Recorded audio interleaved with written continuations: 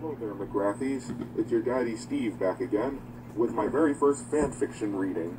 And this one's kind of funny because we actually are making a Grojband movie, and this guy made something called a Grojband movie.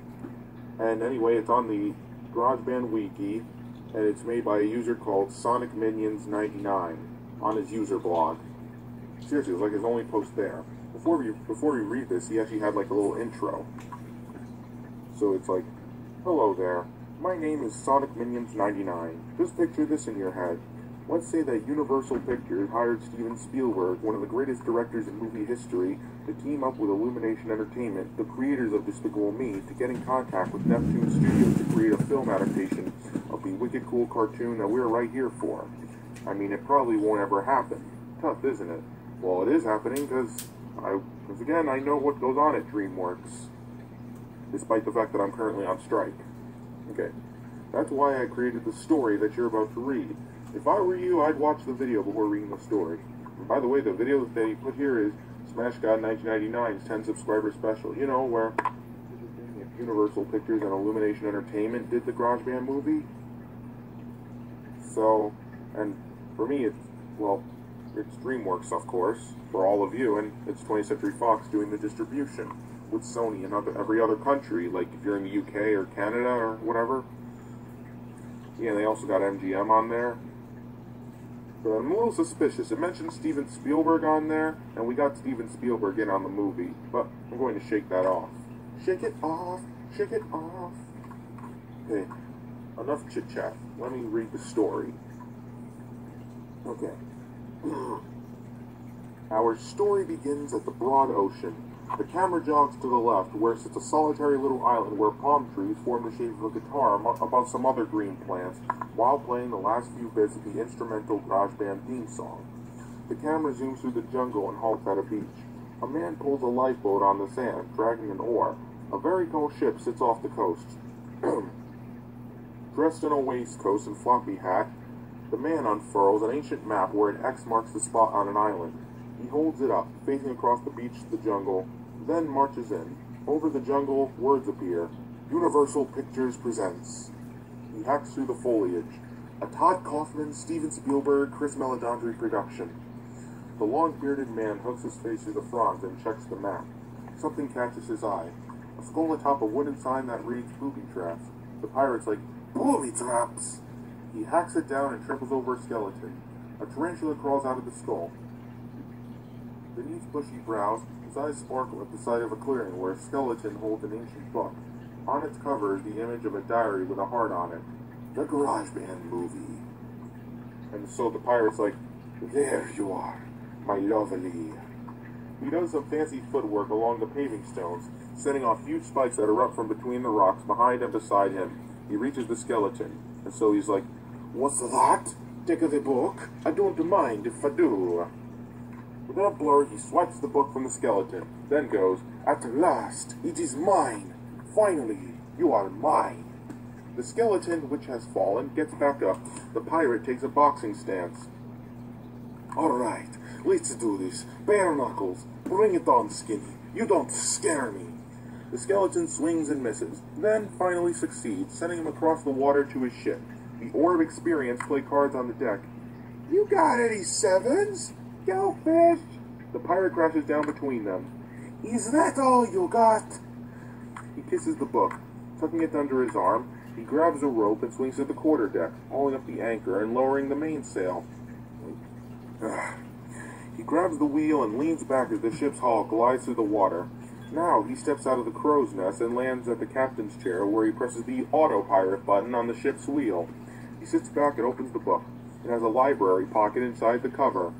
Man, this is way overdue. The story now becomes animated. Once upon a time, in another dimension that is, there was a little town called Peaceville. In this town, there was a band called Grojband, who made folks come to watch them play all types of music genres. Every band has a lead singer, and the one who worked here was named Corey Riffin. The Orb Experience landed around the pirates singing the Grojband theme song. He gestures impatiently as they continue their antics. Stop! There is only one thing worse than talking orbs, and that would be singing orbs. Okay, I promise not to sing. Endoskull orbs in a cage. Take it from us. He really does hate singing orbs. Just keep reading, please, Mr. Pirate, sir. Come closer while I tell you the tale. Okay, start reading. No. Gotta do that line over again. No, not that close. Yeah. Alright, here we go. Back to animation.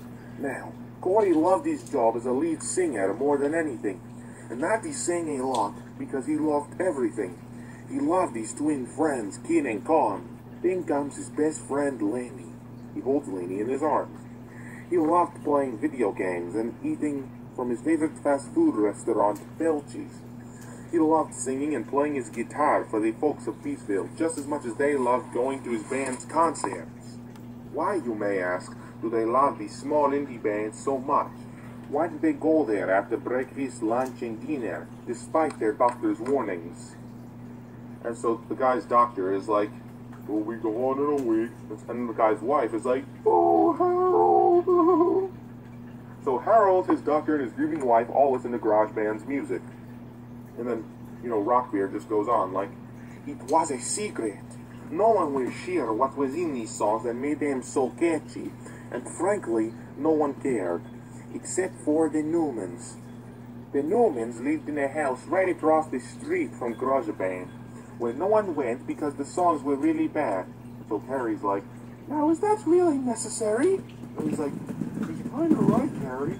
How could somebody build a city on rock and roll?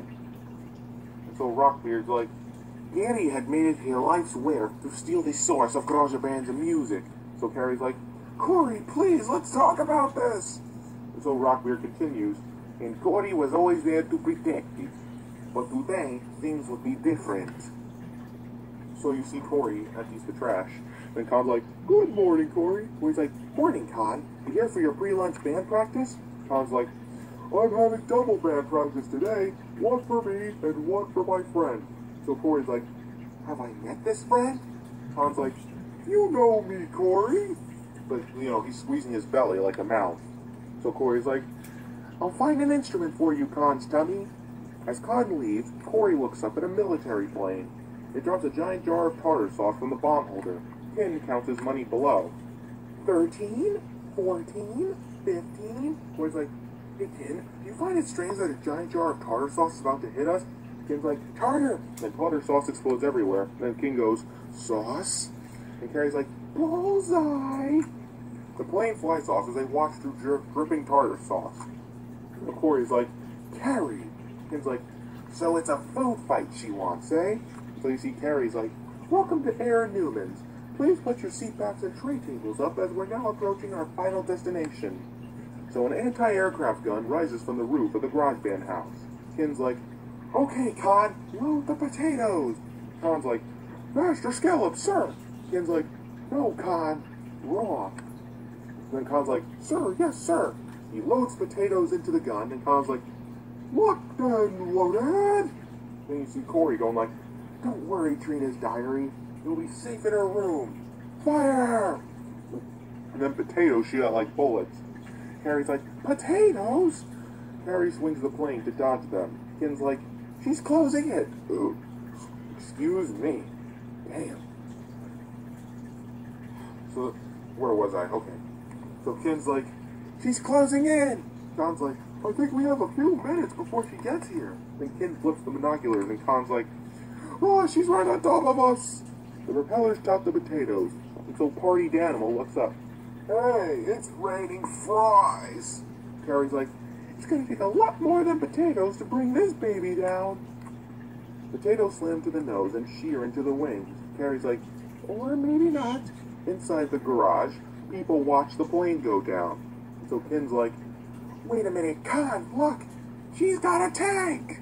A tank descends on a parachute. Carrie loads a pickle in the barrel. So Carrie's like, well, Garbage Man, you're certainly in a pickle now! With the Grojband house in her sight, she launches the pickle. Ken and Con in war helmets recoil in horror, then do a slow-mo leap as the pickle explodes. And then Party Animal's like, hey, it's raining pickles. Now it's raining. The tank flattens him. Thanks. And then so Carrie's like, you're welcome. So Carrie drives away. And then Con just like, Finland. And so you see like Ken and Con are battered. And then they peek over the sandbags. Ken takes out his cell phone. Beep boop, beep boop. Your order, sir. So then Lainey's on the other line. And then she's like, for the last time, Ken, I'm not a dude. Also, I'm here for band practice. So Ken's like, wrong number. Beep boop, beep boop. Your order, sir. Corey's like, extra ketchup, extra mustard, hold the mayo. Ken's like, yes, sir. Extra ketchup, extra mustard. Then Con's like, hold the mayo. And Corey's like, unleash the condiments. Then Ken's like, with relish. So wearing a headband, he fires a ketchup bottle while Con lifts a huge jar of mayo. Carrie charges. He's out of ammo. You know, like... Ken's like, excuse me. He grins at Con, who still holds the mayo. And then after that, he puts on a new clip of ammo. Until you see Lainey's like, hello? Hello? Guess you don't want my company. And Corey's like, company? I'm sorry, Lainey, but band practice is canceled today. Take this with you. It's our next method of getting Trina angry. Corey hands Lainey the paper which said method. However, she is unamused with the plan. Lainey's like, this definitely won't work. And then she crumples up the paper and throws it in the trash in a sneaky way. Pickles are incoming. Con's arms quiver. I can't hold the mayo any longer! With a mighty thrust, he throws it, smashing the jar and Carrie's path. Mayo? Well, it's going to take a lot more than mayo to stop. And then she hits the mountain of mayo and explodes, splattering Ken and Con. And Ken's like, now what? A pile of mayonnaise shakes, and out of it steps a gigantic Carrie robot, with the real Carrie controlling it from atop its head. And Con's like, I just remembered it's game night at Nick Mallory's. And then so Con runs away. And Ken's like, robot! Robot! Robot! Giant robot! And Ken bolts his arms up. And he's like, robot! Robot! Corey! Carrie's here and she's got a giant robot! Corey's like, quick dude, barricade the door. So he puts a chair under the knob and Ken's like, got it! The robot crushes the Grojband house. Ken is flattened by the locked door.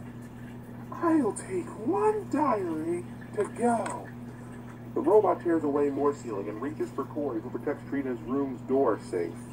The robot sparks out, frozen in its threatening stance, out of view. What in the name of El Chupacabra? I'm out of gas? I'm not through yet. I've got something that will make your sister hand over that diary. Something she can't resist. A binder labeled Nick Mallory. Then Trina's like, Nick Mallory? Yes, that's impossible. And, you know, it's like it's empty, the binder. And then Carrie just goes, well, it was full of paintings just last week. And then I sold a few for that airplane and the materials so I could build that tank. It was like, sounds to me like someone's just a wee bit unpopular. I gotta stop this. My voice hurts. Okay, here we go. So you see Carrie's like, well, Grojband, I guess you've won. I've exhausted every evil plan in my filing cabinet, from A to Z, trying to disband you. And Trina, my last Nick Mallory painting. Besides, how could I possibly sell something that's not inspired by a famous painting anyway? You could give it to me, just a suggestion. Here, take it. Trina puts it in her Nick Mallory closet and goes full-on diary mode. Happy. You know, when she's happy and she goes diary. After that, Corey grabs the diary, puts that in the closet, and then Carrie's like, you've taken everything else. Why not? So Corey's like, well, Carrie, like a reheated Belgy burger, you've been foiled again. So he drops Carrie, and Ken's like, I guess this means your sister's diary is safe forever, right, Corey? Corey's like, it sure does, dude. Why don't you scurry along? Defeated, she walks along a gauntlet of laughing citizens. Corey's like, thanks for coming out, Carrie.